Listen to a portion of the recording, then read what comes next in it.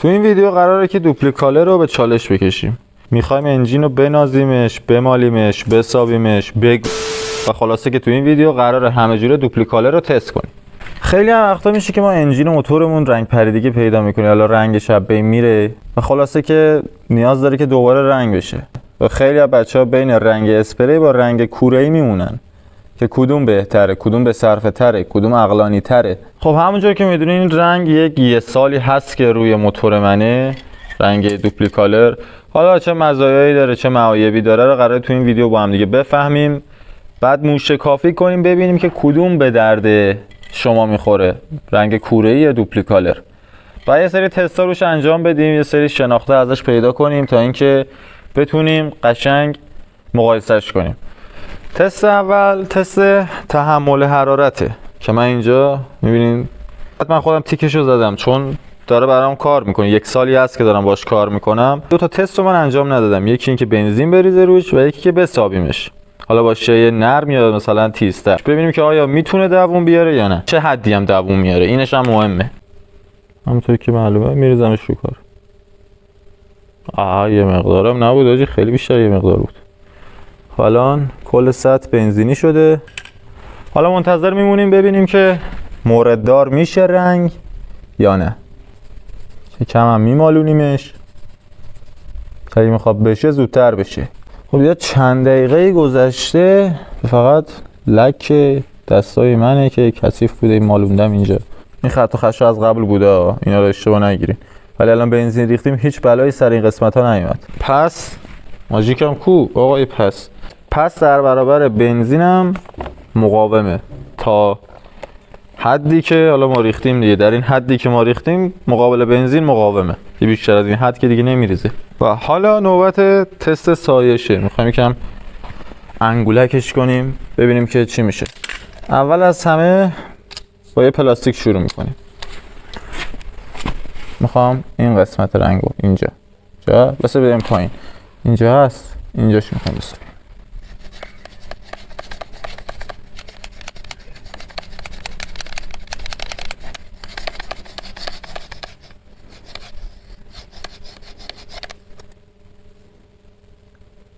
یه مقدار همونطور که معلومه میبینی رنگو یه مقدار بلند کردیم، حالا خودشه.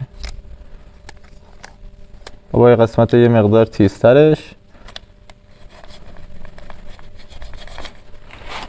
دارم فشار میدم و اینجوری الکی نمیکشم.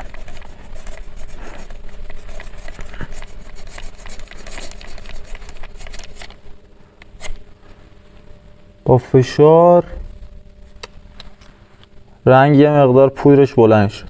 خب فکر کنم دیگه از اینجا که بوش میاد با آهن دیگه راحت بلند شه، مثلا بدون تیغ.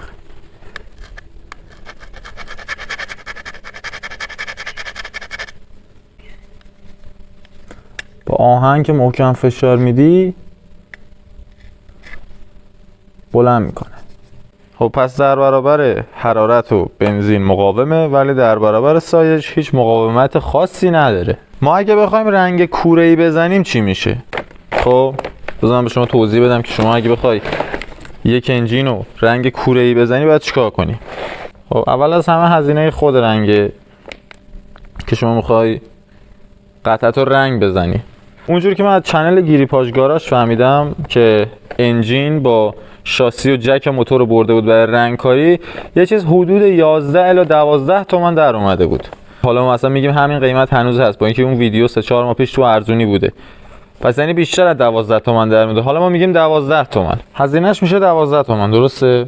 حالا شما جک رو نمیخوای رنگ بزنی 11 تومن، تنه رو نمیخوای رنگ بزنی 10 تومن، اصلا طرف آدم منصفیه 9 تومن، اصلا آشناتونه پیشش کار میکنی 8 تومن، 7 تومن، 6 تومن.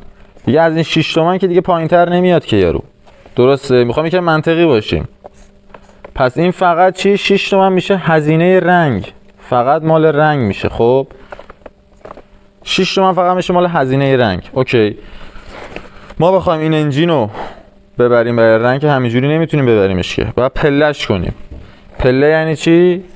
یعنی که باید تیکه تیکه کنیم انجین رو. انجین باید خورد شه که اونو باید ببریم بدیم به یه موتورساز برامون انجام بده. حالا ما میگیریم که اصلا رو ویدیوهای یوتیوب خودمون انجام میدیم یا خودمون اصلا واردیم که موتور رو پله کنیم. اوکی، پس این هیچ هزینه ای نداره. پله کردن هیچ هزینه ای برای شما مثلا نداره. و برای جمع کردنش هم چون مثلا خودمون وا کردیم خودمون هم جمع میکنیم. بازم هیچ هزینه ای برای جمع کردن نداره. اوکی، ولی خب یه سری مصرفی‌ها داره دیگه. واشر میخواد، وسیله میخواد، وا میکنی میبینی یه جایش صدا میده، دلت نمیاد همینجوری ببندی، میری خرجش میکنی. حالا اونا رو به کنار. شما الان هزینه رنگت شو 6 تومن، پله کردنش خودت انجام میدی، جمع کردنش هم خودت انجام میدی. میمونه زمان. ما دیگه همه چی میخوایم بررسی کنیم دیگه. زمان شما اگه صبح ساعت 8 شروع کنیم به وا کردن انجین، پلش کنیم، توی سریع ترین حالت دیگه ساعت 12 ظهر تمام میشه. یعنی حدود 5 ساعت طول میکشه فقط وا کردن و پله کردنش. اونم رگواری بخوایم انجام بدیم بدون استراحت تا آماده شه بره برای رنگ. بعد از ظهر میره برای رنگ و رنگ میشه و فردا صبحش ساعت 9 به ما تحویل میدن. به عنوان مثال دارم میگم. ساعت 9 به ما تحویل میدن و ما تا میایم جمع میکنیم میبندیم روی موتور. خودمون بلدیم دیگه، مثلا جمع میکنیم میبندیم روی موتور. یه چیزی حدود تا شب دیگه درگیریم. خب اوکی، تا شب که درگیر باشیم این از این. از ساعت 8 صبح دیروز یک روز 2 روز ما درگیر رنگ کردن انجین بودیم در سریع ترین حالت ممکن. اگه اینا هم بلد نباشی بخواد مثلا یکی دیگه برات انجام بده، بالای 10 تومن میفته برای آدم. خب و جدا از اون میگم زمانم میخواد. شما کم کم 2 روز زمان لازم داری. میخوام الان اسپری رو با این مقایسه کنیم. اسپری ببینیم چجوریه. من این اسپری رو پارسال دقیقاً همین موقع پارسال گرفتمش 470 تومن که به لطف ملت امام حسین شده 1,050,000 الان شده 1,050,000. اوکی، مثلا بگو حالا 1,100,000. این از هزینه رنگت. حالا بازم امکان داره این بالاتر بره. در این تاریخ الان 1,100,000 قیمتشه حدودی. پله کردن نمیخواد، جمع کردن نمیخواد، ایرادات موتور، این که جمعش کنید موتور گاز نخوره، مشکلی براش پیش بیاد دیگه، آدم موتور دیگه آدم حس میکنه که عوض شده، اونم دیگه نداره. موتور همینجوری میاد پایین بدون که پیچش واشه، رنگ میشه میره بالا. زمانش هم آدم دم غروب میتونه پاش انجام بده. شما اگه غروب انجین تو وا کنی، یه ساعت بیاریش پایین، تمیز کنی، سنباده بزنی، رنگش کنی، نهایتا توی 2 ساعت و نیم جمع میشه 3 ساعت. حالا تو بگو 3 ساعت غروب دیگه، 3 ساعت بعدش میشه ساعت 9 شب حدودی. شما میری شامتو میخوری، دست اولو زدی دیگه، تمیزکاریشو کردی، دست اول تو زدی، میری شامتو میخوری، میای دست دومم میزنی، میری میخوابی، فردا صبح نهایتش توی 2 ساعت انجینو جمع میکنی. یعنی کلا چقدر برای تو زمان برد؟ 3 2 5 2 3 ساعت همون وسط ول 7 8 ساعت. و چی شد الان شما اینجا باید 2 روز زمان میذاشتی. اسپری نهایتاً 6 ساعت، حالا اگه خیلی نابلد باشه آدم 10 ساعت. 2 روز کجا؟ بعد پله کردن نداره، جمع کردن نداره، اسپری دیگه مشکلات برات پیش نمیاد. هزینه برای مصرفی های مثل واشر نداری. هزینه خود اسپری هم پایینه. اسپری نهایتا 1,100,000. حالا نمیدونم کی ماشاءالله هر روز داره قیمت میره بالاتر، معلوم نیست، همین فردا میشه 1,300,000. ولی باز هم به صرفه تره، چون دوتا با هم میرن بالا، فرقی نداره. هزینه این هم همچنین دست کمی از این تو اوج گرفتن کم نداره. ولی خب این آسونی هم بیدلی نیستی، خودتون هم دیدین دیگه. رنگش واقعا رنگ مالی نیست که بشه روش حساب کرد. مثلا نرید وسط را گیر کنید بگید ای بهمون نگفت، چون چیزی هست که هیچ کس که نه، کمتر کسی به آدم میگه همچین چیزا رو. در نگاه کلی اسپری خیلی به صرفه تره. شما نگاه کن، هم لحاظ هزینه به صرفه تره، هم لحاظ زمانت به صرفه تره، زمانی که میخوای پای رنگ کردن بذاری.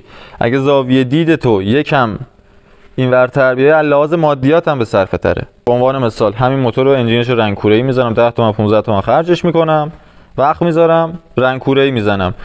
مشتری میاد بالا سرش، من میگم آی من رنگ کوره‌ای کردم، آی من دستمو گذاشتم، آی من پامو گذاشتم، زمان گذاشتم. اون براش فرقی نداره که، اون به قیمت بازار برمی‌داره. میگه که آقا قیمت بازار این مدل این قیمته. اینجاست که به ضرر منه. اگه بازم من زاویه دیدم از مادیات بکشم بیرون، بیام سمت اقتصادی، باز هم اسپری به صرفه تره، چون پولی که من میخوام بدم پای رنگ کوره‌ای و میذارم اینو میفروشمش، میذارم روی این 2 مدل بالاتر میگیرم. الان این مدل 90 این موتور، آشولاش ترینش، داغون ترین این موتور 45 تومن همین الان تو بازار هست، یعنی پایین تر از 45 دیگه نداره مدل 90. الان اینو بفروشم که بالاتر از 45 هم میره، حالا من میگم 45 بفروشمش 10 تومن بذارم 55 تومن میتونم یه دونه مدل 92 3 دیگه شانسم بگیره 94 بگیرم. پس لحاظ اقتصادی هم باز هم به صرفه نیست که شما هم وقت تو بذاری، هم سرمایت تو بذاری، هم اعصاب تو بذاری سر یه رنگ انجین. خیلی راحت. حالا شاید بگین که این طرفدار انجین چیه بابا، طرفدار اسپری، ولی واقعا خیلی اسپری به صرفه تره. نمیصرف واقعا، نمی وقت بذاره زحمت بکشه، تاشم معلوم نیست چی میخواد بشه. بعد این مدت هم اگه دیدین اینجاش زخمی شد، همین قسمت ها رو با دستمال یا با آب کف با یه چیز نرم بشورید که چربی زدایی بشه، بعد با همین اسپری خودش و اسپری خوابیده، رنگش خوابیده کلا ها. و به همین راحتی الان خیس اینجوری درب و داغون دیده میشه، خوشه میشه مثل اولش. لحاظ حجمی هم بخوام بهتون بگم، این اسپری یه انجین راحت 3 دست جواب میده. مراعات کنین، میتونین 2 تا انجین و 2 تا دست بزنین. و چند دقیقه هم گذاشت اینجا که رنگش کردیم و هر دفعه که خط و خشی میفته میتونید راحت با این اسپری یه رنگی بزنید و میبینید دوباره هم خط و خشی اینجا رو من رنگ زدم، همین قسمت با همین اسپری ها مال 1 سال پیش گرفتمش. مثلا تاریخ داره این 6/2026 داره. آره ظاهر و باطنش همینه. حالا عزیز من، برادر من، دوست داری دوپلیکالر بزن، دوست نداری، دوست داری اصولی تر باشه، داداش مال خودته، هر کاری دوست داری بکن. ولی من حالا اومدم این ویدیو رو گرفتم که میخوای هر کدومم انجام بدی تفاوتشو بدونی کدوم بهتره، کدوم بدتره، کدوم به درد تو میخوره، کدوم به درد تو نمیخوره. و خلاصه که این رنگ الان رو موتور خودمه دیگه، خودم دارم 1 سال از این رنگ استفاده میکنم، راضی هم هستم، چیز بدی نیست دیگه. 1 سالی شد که من این موتور رو بازسازی کردیم تو این چنل، 1 سال پیش بود دیگه حدوداً، و تو این 1 سال من از این رنگ راضی ام. تنها ضعفش همینه دیگه، مثلا پشت هندل میبینی خط و خش انداخته، یه جای پلاستیکی میبینی رنگ پریدگی داره، رو پلاستیک ضعیف‌تره. و جدا از این بحثا رنگ واقعا خیلی خوبیه و میتونی استفاده کنی. خلاصه که لایک، کامنت، سابسکرایب فراموش نشه. ویدیوهای موتورم تو چنل هستا. خدا نگهدار.